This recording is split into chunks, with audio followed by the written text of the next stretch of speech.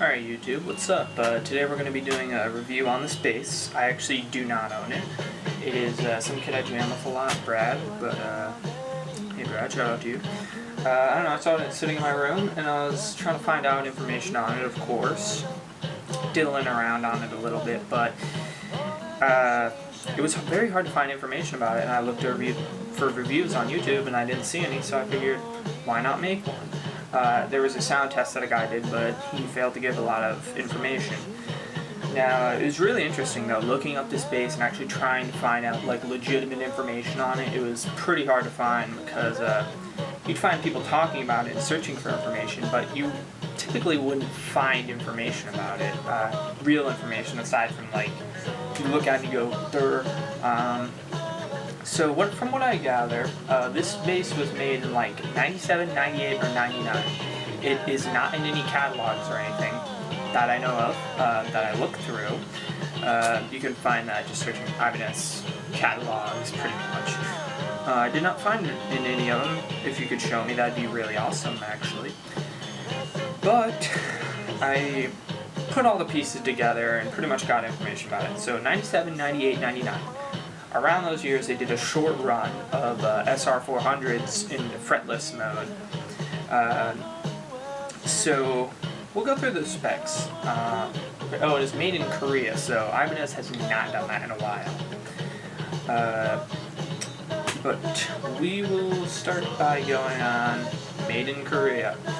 So we have a rosewood fingerboard with 0 frets on it because it's fretless. We have, but you can tell it's 24 frets because of the fret markers. And we have, behind that rosewood fingerboard, we have the maple neck, 3-piece maple neck. On the close-ups later, you might be able to tell that, you know, it's 3 pieces together. We have an American soft maple body. You can tell it's kind of soft because there's a lot of like dings and dents on this thing that are like you're just wondering. That is a soft piece of wood in the coat, but it is pretty good coat on it, I guess.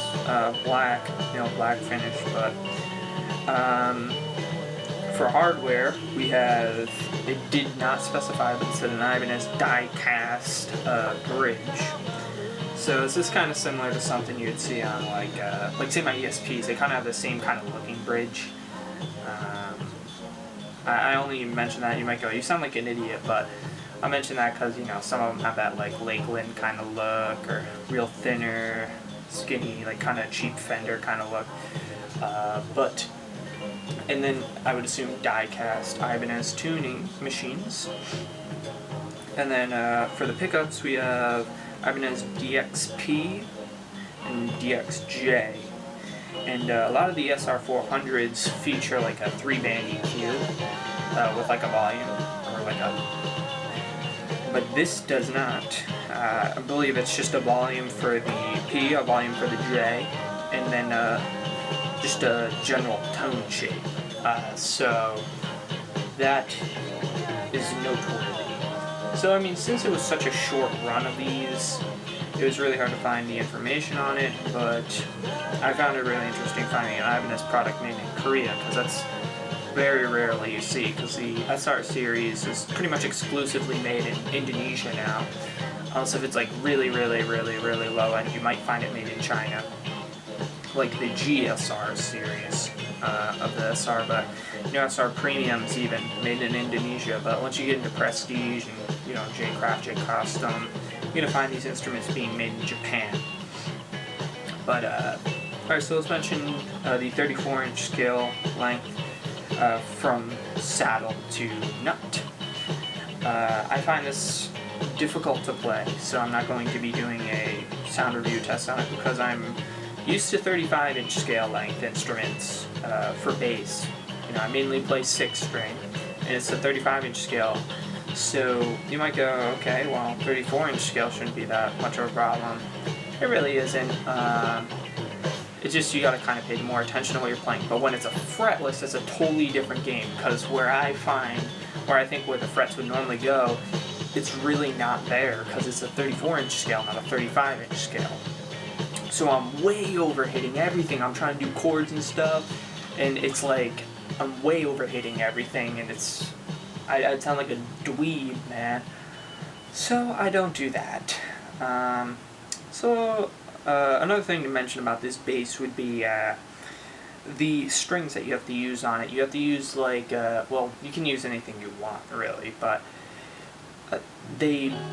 you typically would use flat wounds or half flat, half round wounds, so you don't eat up the fretboard, because you have no fret stopping you between your finger and the fretboard, right? So if you use a round wound like I have on here, just because I couldn't find because I set it up for them, so I put a low B on here, and then it's kind of like drop B tuning, so B, F sharp, B, E.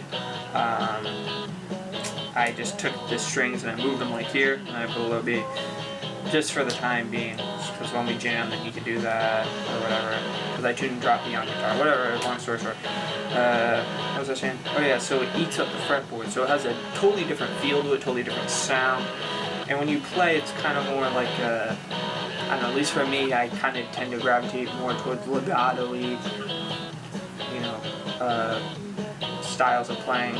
Or in between notes, it's usually like a slide or something like that. I think I fall victim to the stereotypical like person who wants to be like a fretless.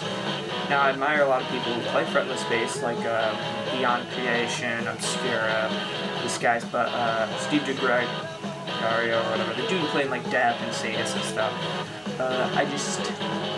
It's not for me.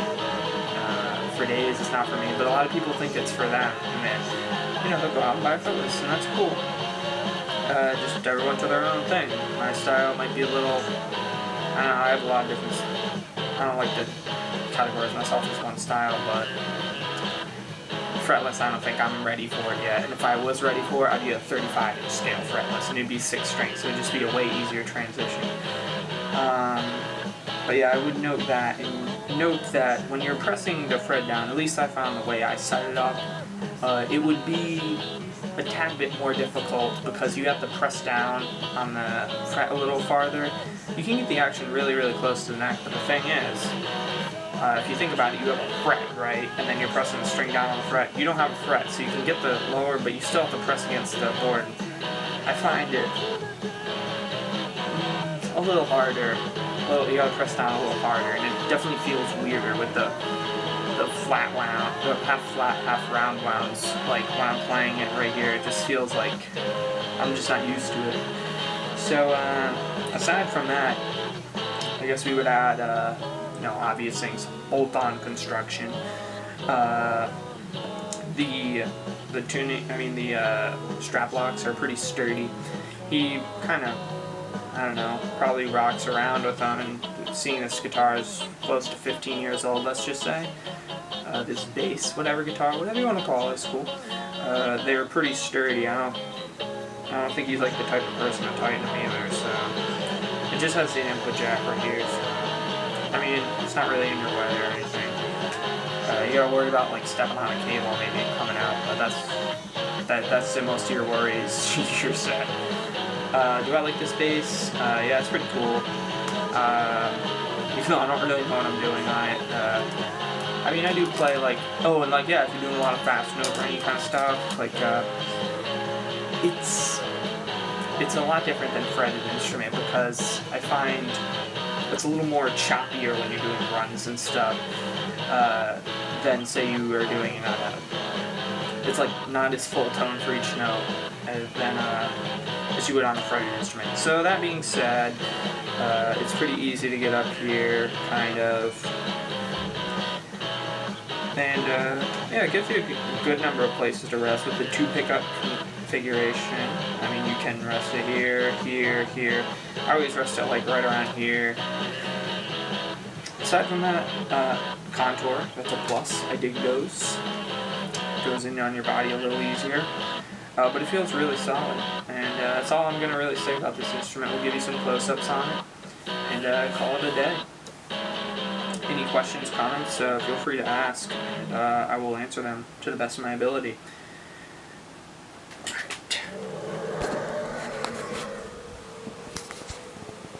The headstock, you can see sound gear, whatever.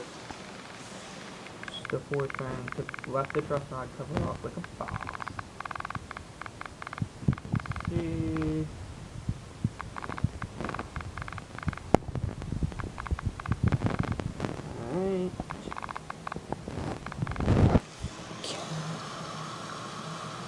cat, Mr. Baby Kitty.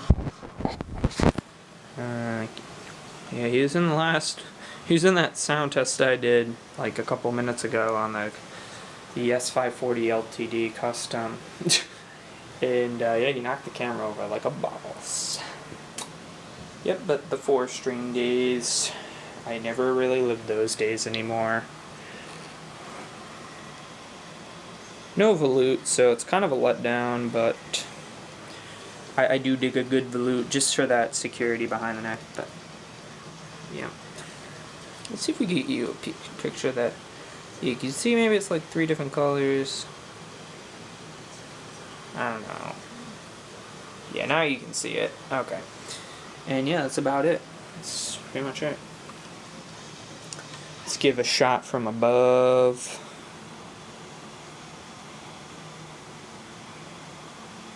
And